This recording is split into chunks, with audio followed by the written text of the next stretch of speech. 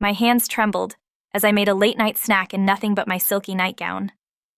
The peanut butter jar slipped from my fingers, dollops landing on my inner thigh. Before I could grab a towel, Shadow was there, his hot breath against my skin making me gasp. "Shadow, wait," I whispered, but his tongue was already lapping eagerly at me. My head fell back, fingers tangling in his thick fur. Each stroke of his rough tongue sent electricity through me, inching higher up me. I should have pushed him away. Should have cleaned up and gone to bed. Before I continue going into detail of that forbidden incident, let me go back to when I first had Shadow. My name is Emma Lawson, and I've always been good at two things: winning arguments and losing people. As a corporate attorney in New York City, I've built a reputation for being unflinching, precise, and relentless. My inbox is always full, my coffee always black, and my evenings usually spent in a sterile office lit by the glow of a computer screen. It's a good life, or at least, that's what I tell myself on the days when the silence in my apartment doesn't feel quite so heavy. It wasn't always this way. There was a time when I believed in balance, in soft edges and quiet mornings. But somewhere between law school and making partner, I lost the parts of myself that used to matter. Friends drifted away. My last relationship ended with a slammed door and a suitcase left in the hallway. "You don't let anyone in, Emma," he said. I scoffed at the time. Letting people in was a liability, and in my world, liabilities weren't allowed. Then came the panic attacks. They started a month ago, creeping in like thieves in the night. At first, I could ignore them. Just a tightness in my chest, a flutter of unease. But then came the nights I woke up gasping for air, gripping the edge of the bed as if the world itself was tilting. My therapist called it burnout. I called it weakness. But no matter what name I gave it, the truth remained. I was unraveling, and I didn't know how to stop it. "You need to step out of your head, Emma," Dr. Moretti told me during our last session. "Find something, someone, to connect with. A plant, a pet, a hobby. Anything to remind you there's more to life than work." I resisted at first. Therapy was supposed to fix me, not send me shopping for succulents or babysitting a goldfish. But after another sleepless night staring at my ceiling, I found myself scrolling through pet adoption sites. It was a half-hearted attempt at best, a way to prove to Dr. Moretti that I was trying. That's when I saw him. Shadow's photo wasn't like the others. Where most of the dogs on the shelter's page were bright-eyed and eager, Shadow looked tired. A scruffy mix of breeds with matted black fur, a cloudy right eye, and a patchy scar along his muzzle. His bio was short. Shadow is a quiet, reserved dog looking for a patient home. He has a history of neglect, but is ready to trust the right person. I closed the page 3 times before opening it again. Something about him stuck with me, like a splinter lodged under the skin. He wasn't what I imagined when Dr. Moretti suggested a companion. But maybe that was the point. Shadow's adoption wasn't exactly a picture-perfect experience. The shelter smelled of antiseptic and damp fur, a combination that made me wrinkle my nose as I walked through the rows of kennels. Dogs of every size and color barked and leaped at the chain-link doors, tails wagging wildly. All except Shadow. He was curled in the corner of his kennel, his head resting on his paws, as if he was trying to disappear into the concrete floor. "That's him," the shelter worker said, her voice soft as she pointed to the quiet dog. "He's been with us for a while. Most people want the energetic ones, you know?" I stared at him for a moment, uncertain. Shadow didn't even lift his head. His fur looked rougher in person, his scars more pronounced. A faint tremor ran through his body as the worker opened the gate. He didn't run to greet me like the other dogs had. Instead, he looked up at me with cautious eyes, as if bracing for whatever came next. "He's a bit shy," the worker added, her tone apologetic. "But he's a good boy once he warms up." I crouched down, holding out my hand the way I'd seen people do in movies. "Hi, Shadow," I said, my voice sounding foreign to my own ears. "I'm Emma." Shadow didn't move. His nose twitched slightly, but he didn't make any effort to come closer. The silence stretched between us, uncomfortable and heavy. "You don't have to take him," the worker said gently. He's a lot of work. Honestly, most people... I'll take him, I said abruptly, cutting her off. I didn't know where the words came from, but once they were out, they felt oddly right. The paperwork was quick but full of warnings. Shadow had been found wandering the streets, severely underweight and with signs of physical abuse. He didn't like loud noises, sudden movements, or being left alone for too long. He wasn't house-trained and might never fully trust people. The list of potential issues went on, but I signed my name anyway. The first night at home was rough. Shadow didn't bark or whine. He just sat in the corner of the living room, staring at the wall. I had bought him a plush dog bed, a new collar, and even an assortment of chew toys, but he ignored them all. When I tried to approach him, he flinched, his whole body trembling. Okay, I whispered, backing off. We'll take it slow. I spent the rest of the evening pretending to work on my laptop, sneaking glances at Shadow every few minutes. He didn't move, not even when I put a bowl of food near him. The silence in the apartment felt heavier than usual, pressing down on me like a weight.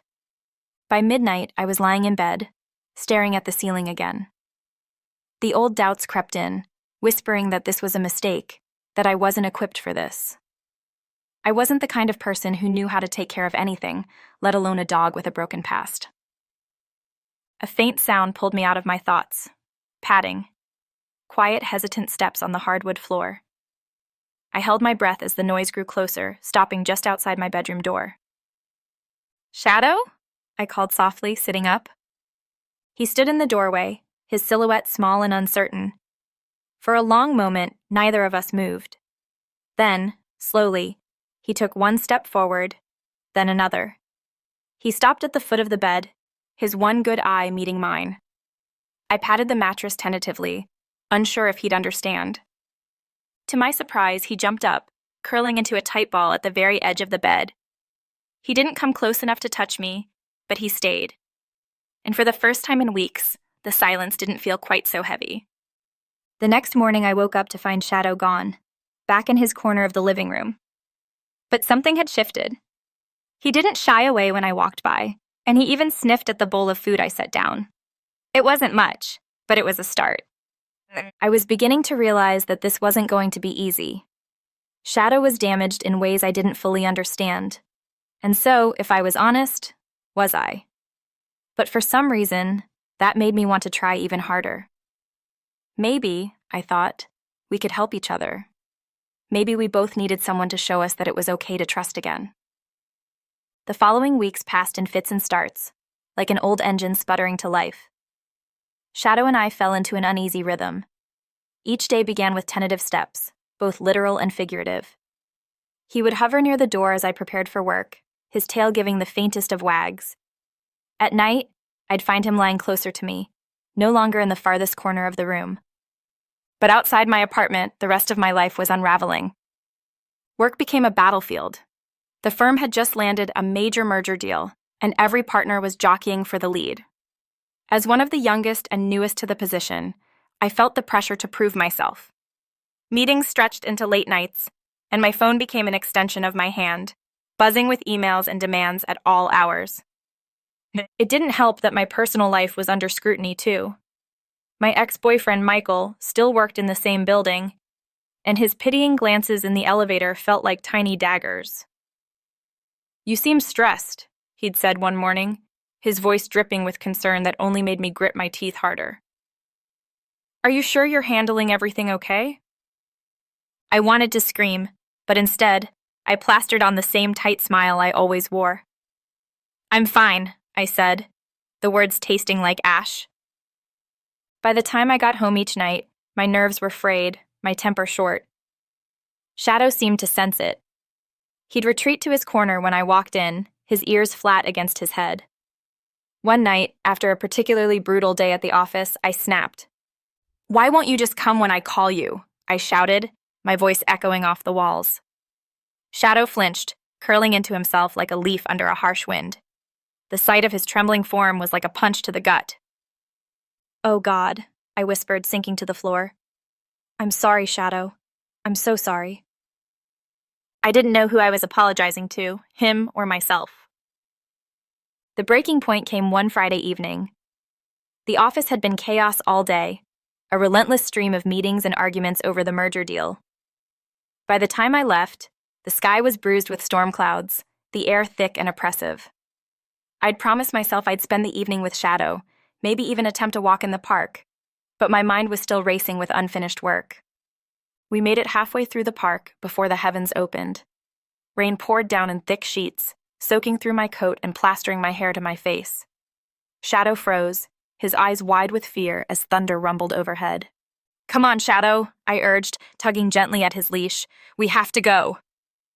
But he wouldn't move. His body was rigid, his breaths coming in sharp, panicked bursts. The storm had thrown him back into whatever dark place he'd come from, and I didn't know how to pull him out. Another crack of thunder. This time, Shadow bolted. The leash slipped from my hands as he darted into the woods, his dark coat blending into the shadows. "Shadow!" I screamed, running after him. The ground was slick, the rain blinding. My foot caught on a root, and I went down hard, pain shooting through my ankle. I tried to stand, but the world tilted, my ankle refusing to bear my weight. "Shadow!" I called again, my voice breaking. Panic surged through me, cold and relentless. I was alone, injured, and I'd lost the only thing in my life that felt remotely meaningful. For a moment, the rain drowned out everything. The past weeks, the stress, the isolation, the relentless ache of feeling like I was failing at everything, crashed over me. I pressed my face into the muddy ground, my tears mixing with the rain.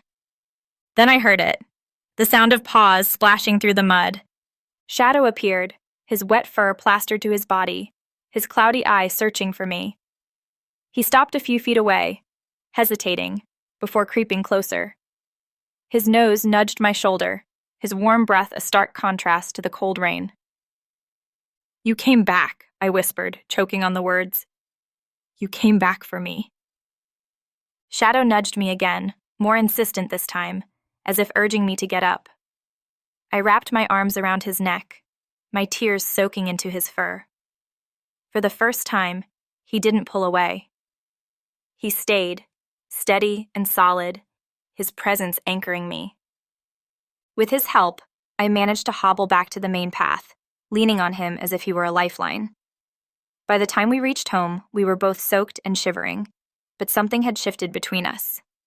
For the first time, I felt like Shadow wasn't just my responsibility. He was my partner, my savior.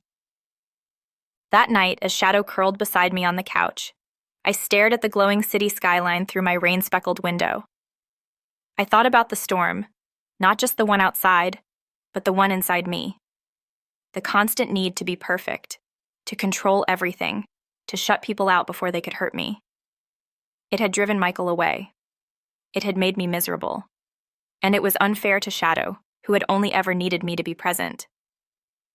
"I'll do better," I whispered into the quiet, my hand resting on Shadow's head. He leaned into my touch, his tail giving a soft wag. The storm had broken something open in me, but it had also made room for something new, hope. And this is when the incident occurred, when I was vulnerable. I went downstairs to get a late-night snack from the kitchen. I leant up into the cupboard to get the peanut butter jar and pulled it down. Shadow eagerly waiting next to me for a scoop. My hands trembled as I made a late-night snack in nothing but my silky nightgown. The peanut butter jar slipped from my fingers, dollops landing on my inner thigh. Before I could grab a towel, Shadow was there, his hot breath against my skin making me gasp. "Shadow, wait," I whispered, but his tongue was already lapping eagerly. My head fell back, fingers tangling in his thick fur. Each stroke of his rough tongue sent electricity through me. I should have pushed him away, should have cleaned up and gone to bed.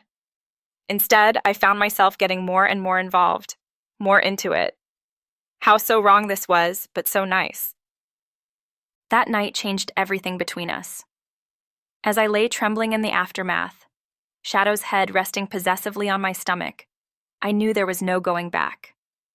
This was just the beginning of our forbidden dance. In the weeks following the storm, Shadow and I grew closer in ways I never expected. He began following me from room to room, his tail wagging faintly whenever I spoke to him. For the first time, he would rest his head on my lap while I worked or curl up next to me on the couch. Trust wasn't something he gave easily, but little by little he was letting me in. For the first time in years, I didn't feel alone. But life, as always, had a way of testing the fragile peace we'd built. It started innocently enough. I had run into an old college acquaintance, Liam, while picking up Shadow's new leash at the pet store. He had the same easy smile I remembered and a golden retriever named Daisy, who immediately made friends with Shadow. For once, Shadow didn't seem entirely averse to another dog's company, though he kept his distance from Liam, his usual caution with strangers in full force. "You know," Liam said as we watched the dogs sniff at opposite ends of the store, "you always seemed too serious back in school, but you look different now." "Different how?" I asked, raising an eyebrow. "Lighter," he said with a grin. "Happier." I didn't know what to say to that. Happier wasn't a word I'd ever used to describe myself. But before I could overthink it, Liam handed me his number. "If you ever want to grab coffee or take the dogs to the park, call me." Against my better judgment, I did. The date was simple: coffee at a quiet cafe followed by a walk in the park. Liam was kind, funny, and easy to talk to, a stark contrast to the sharp, transactional conversations I was used to at work. For a moment, I thought that maybe, just maybe, I could let someone in. But Shadow had other ideas. From the moment Liam stepped into my apartment to pick me up, Shadow was on edge. His body stiffened, his ears pinned back, and a low growl rumbled in his throat whenever Liam came too close. I tried to reassure him, scratching behind his ears and telling him it was okay, but nothing worked. "He's protective, huh?" Liam said with a nervous laugh as Shadow's growls grew louder. "Sorry," I muttered, tugging Shadow's leash to pull him back. "He's not usually like this." That wasn't entirely true. Shadow had never been particularly fond of strangers, but this was different. It was as if he saw something in Liam that I didn't. The walk didn't go much better. Shadow refused to walk beside us, instead lagging behind with his head low and his body tense. At one point, Liam tried to offer him a treat, crouching down and holding it out with an encouraging smile. "Come on, buddy," Liam said. "I'm not that bad, am I?" Shadow didn't move. He stared at Liam with an intensity that made my stomach twist. Then, without warning, he barked, a sharp warning sound that echoed through the park. "Shadow," I scolded, pulling him back. "What's wrong with you?" But he didn't look at me. His gaze was fixed on Liam, his teeth bared in a silent snarl. Liam stood, raising his hands in surrender.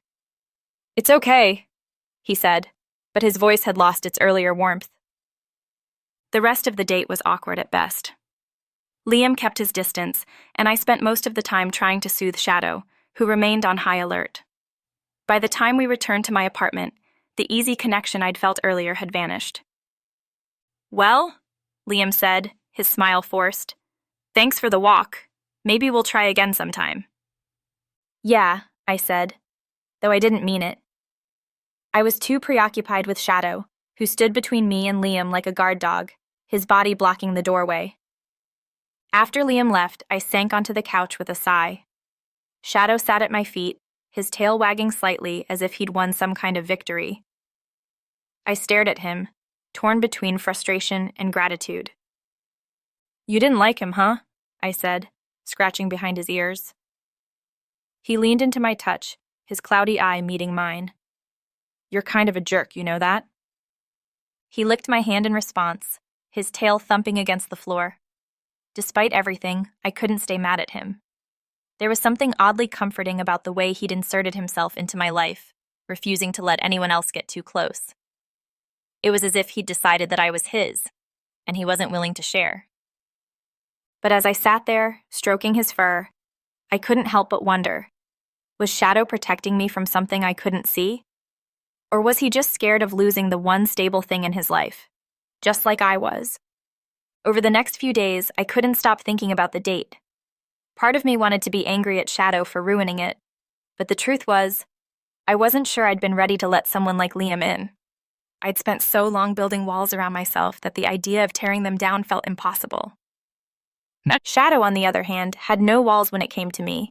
He trusted me completely now, in a way that was raw and unguarded. Every time he wagged his tail when I came home, or rested his head on my lap during a late-night work session, I felt a little less alone. One evening, as we sat together on the couch, I realized something I hadn't allowed myself to admit before. Shadow wasn't just my dog. He was my partner, my anchor, the one constant in a world that often felt too chaotic to handle. He wasn't perfect, and neither was I, but somehow we fit together. "Looks like it's just you and me, buddy," I said, smiling as he nuzzled into my side. And for the first time in a long time, that didn't feel like a compromise. It felt like enough. I have to be honest, though. The peanut butter incident was on my mind a lot, and I just could not get the same pleasure anywhere else. It became a frequent occurrence now. Not just with peanut butter either. The weeks that followed became a delicious exploration of taste and touch. Each night, my kitchen became our playground of innocent accidents. Honey dripped from my fingertips as I made tea. Strawberry jam somehow found its way onto my inner thighs during midnight snacks. Shadow seemed to know exactly when I'd be most clumsy with my foods. I started buying groceries with new intention. Smooth almond butter, thick Greek yogurt, whipped cream.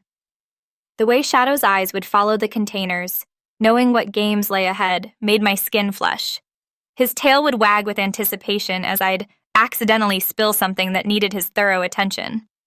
Sometimes I'd be preparing dinner in just my silk robe, and a splash of warm soup would trail down my leg.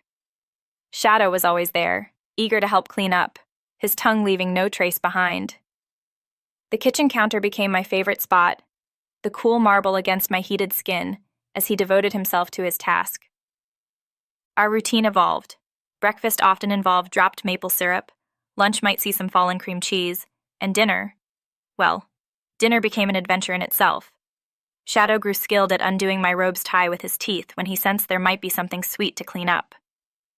I found myself getting creative. Vanilla ice cream proved particularly interesting on warm summer nights, while peanut butter remained our faithful favorite. The way it would stick to my skin, requiring extra attention from his determined tongue. Those evenings always ended with me trembling, gripping his fur as he made sure every last taste was gone. His growls of satisfaction mixing with my gasping breaths in the quiet kitchen. Who knew grocery shopping could become such an erotic experience?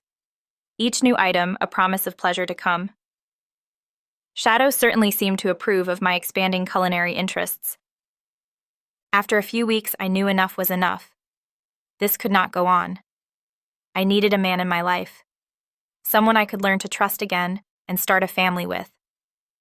For the first time in years, I was beginning to think about what life could look like beyond the walls of my apartment, beyond my work, beyond the quiet evenings with Shadow.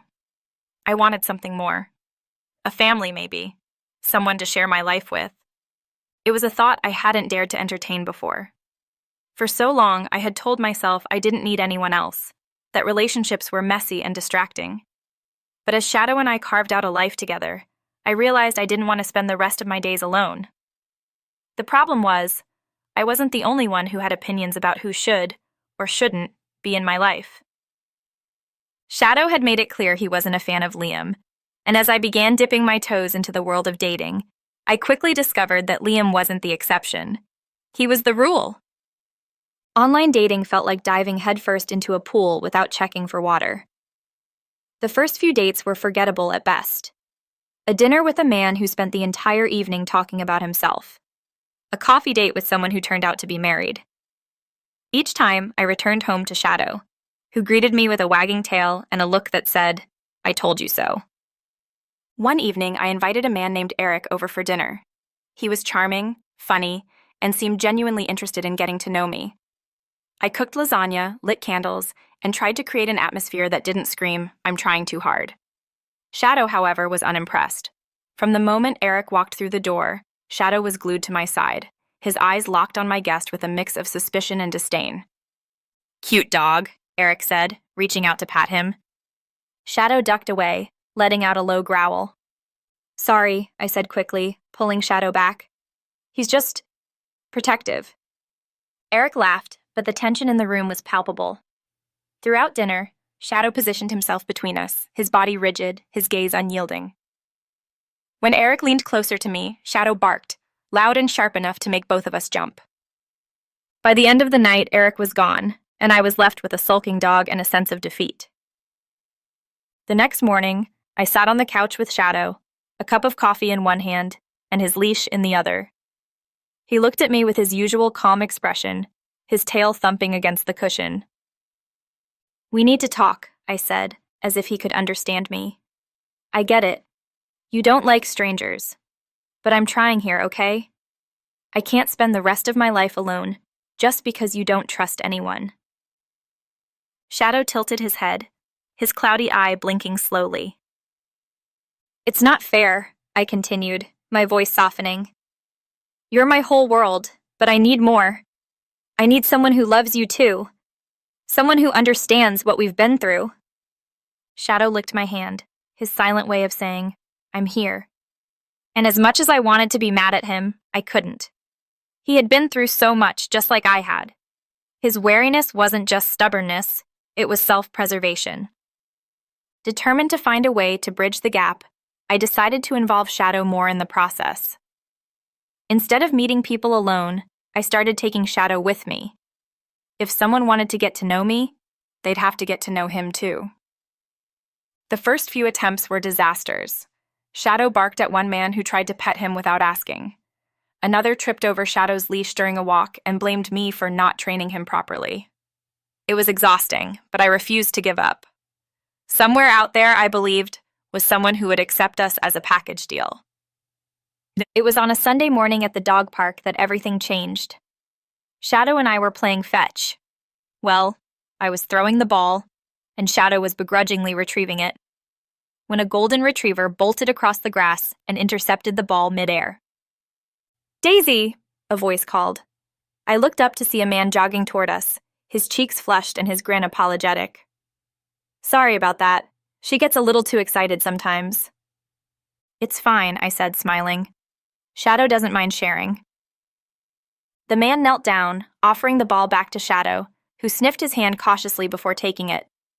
I blinked in surprise. Shadow almost never let strangers get that close. I'm Alex, the man said, standing and holding out his hand.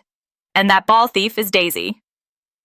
Emma, I replied, shaking his hand. And this is Shadow.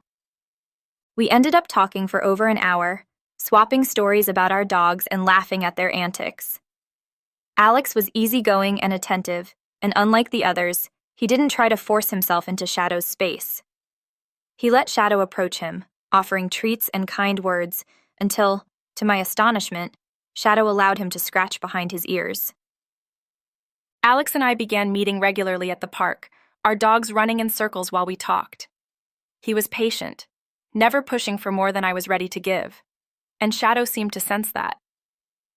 For the first time, I saw my dog relax around someone new, his guard dropping bit by bit. When Alex finally asked me out on a proper date, I hesitated. Shadow doesn't do well when I'm gone for too long, I admitted. Then we'll bring him, Alex said with a smile. Dinner at a dog-friendly cafe. It'll be a date for all three of us. I couldn't help but laugh. You're persistent, aren't you? Only when it's worth it. The date was a success. Shadow at my feet, Alex beside me, and Daisy happily chewing on a bone. It wasn't perfect. Shadow still had moments of hesitation, but Alex never seemed bothered. He treated Shadow with the same care and patience he showed me, and for the first time, I allowed myself to hope that this could work. As I watched Shadow wag his tail at Alex, I realized something. Finding love wasn't about forcing someone to fit into your life. It was about finding someone who made the pieces fit naturally. Someone who could see the beauty in the scars, both mine and Shadow's. For the first time in years, I felt like I was exactly where I was meant to be. As the weeks turned into months, Alex became a regular part of our lives. He wasn't perfect, He left coffee cups everywhere and insisted pineapple belonged on pizza. But he was patient, kind, and unwavering in his determination to fit into our world. Shadow still had his moments of wariness, but he was warming to Alex in his own way. Daisy helped too. Her sunny disposition was the perfect counterbalance to Shadow's cautious nature. It wasn't just Shadow who was learning to trust. I was too. Alex had a way of drawing me out of my shell, of making me laugh even on the hardest days. For the first time in years, I wasn't just existing, I was living. And it felt good. The first real test of our relationship came on a crisp autumn afternoon. Alex had invited me and Shadow to his family's cabin for a weekend getaway. It was meant to be a relaxing trip, just us, the dogs, and the quiet of the woods. But as we packed up the car, I couldn't shake the feeling that something would go wrong. Shadow was restless, pacing back and forth as we loaded the bags. He wasn't a fan of long car rides, and I wasn't sure how he'd handle being in an unfamiliar place. But Alex was optimistic. "He'll be fine," he said, scratching behind Shadow's ears. "We'll take it slow." The drive was uneventful, but Shadow's tension was palpable. By the time we arrived at the cabin, he was panting heavily, his eyes darting around the unfamiliar surroundings. Daisy, on the other hand, bounded out of the car and immediately started exploring. "It's okay, buddy," I murmured, kneeling beside Shadow. "We're just here for a couple of days. You'll be safe, I promise." He looked at me, his cloudy eye reflecting a mix of trust and uncertainty. Slowly, he stepped out of the car, sticking close to my side as we walked toward the cabin. The first night was rough. Shadow refused to settle, pacing the cabin and whining softly whenever I tried to comfort him. Alex offered to help, but Shadow bristled at his presence, retreating to a corner and curling into a tight ball. "It's like he's regressing," I said, my voice tinged with frustration as I sat on the couch beside Alex. "I don't know what's wrong." Alex wrapped an arm around me, his touch grounding. "Maybe it's just too much too soon. He's been through a lot, Emma. So have you." His words hit harder than I expected. I realized then that I wasn't just worried about Shadow. I was worried about what this weekend meant for all of us. It wasn't just a getaway. It was a step forward, a test of whether we could truly blend our lives together. And the next morning, I decided to take Shadow for a walk to clear his head, and mine. The woods were quiet, the crisp air filled with the scent of pine and fallen leaves. Shadow stayed close, his leash slack but his posture tense. Then came the sound of gunfire. A hunter's shot echoed through the trees, distant but loud enough to send Shadow into a panic. He bolted, yanking the leash from my hand and disappearing into the woods. "Shadow!" I screamed, running after him. My heart pounded as I stumbled through the underbrush, branches scratching at my arms. Memories of the storm flooded back, the fear of losing him tightening like a vice around my chest. "Emma!" Alex's voice called from behind me. He had followed me into the woods, Daisy trotting beside him. "Where is he?" "He ran off!" I shouted, my voice breaking. "I have to find him!" We searched for hours, calling Shadow's name until our voices were hoarse. The sun began to dip below the horizon, and the cold seeped into my bones. I was on the verge of collapse when I heard it. A faint, pitiful whine. "Shadow?" I called, my heart leaping. I found him huddled beneath a fallen tree, his body trembling. His leash was tangled in the branches, pinning him in place. As I approached, he whimpered, his cloudy eye meeting mine with a look of sheer terror. "It's okay," I whispered, dropping to my knees. "I'm here." Alex arrived moments later, his face etched with concern. Together, we freed Shadow from the branches. As soon as he was untangled, he pressed himself against me, his entire body shaking. "You're okay," I murmured, stroking his fur. "You're safe now." That night, as we sat by the fire, Shadow curled beside me, I realized just how much he trusted me. Despite his fear, despite everything he'd been through, he had waited for me to find him.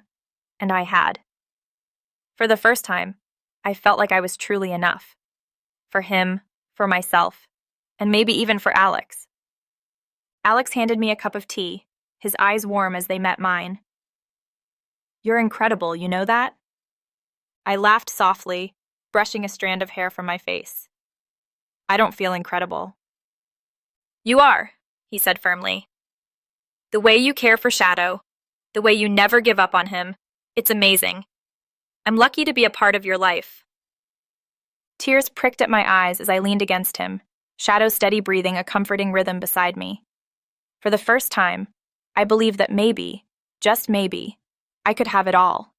A partner who understood me, a dog who trusted me, and a life that felt whole. As the weekend came to a close, I felt a sense of peace I hadn't known in years. Shadow still had his moments of fear, and I still had my doubts. But together, we were stronger. Alex had become more than just a boyfriend. He was a part of our little family. And for the first time, I allowed myself to imagine a future with him in it. The road ahead wouldn't be easy. Shadow's scars would never fully fade, and neither would mine. But as we packed up the car and headed back to the city, I felt a quiet hope blooming in my chest. We weren't perfect. We were messy and complicated and still learning how to trust. But we had each other, and for now, that was enough.